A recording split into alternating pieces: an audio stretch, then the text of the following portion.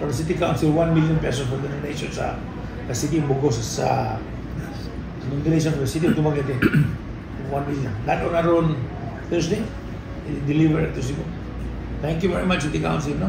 Do ang ato walang concern kay tumanggong di-appropriate nga 1 million from the city government para lang sa City of Bugo. And we all know that there are other areas in Northern Cebu nga naapektuhan po sa sa linog. So we manifested that kung pwede lang unta matagaan po dog ayuda or tabang ang ubang mga local government units like Borbon, Tabuelan, Daan Bantayan.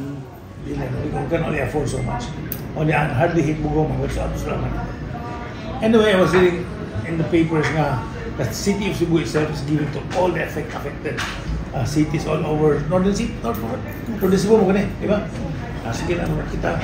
The focus in Cebu is represented doon mo kay Bugo. So sila mo devastated. So, para rin daro, daghan ka doon I think 400 sacks of 5 kilograms. Yeah. My problem now is how to send that to Cebu. Kasi I had to ask the province of kung tayo sa padala, pasakay na lang. Diba? Or we have no choice, I have to send a truck.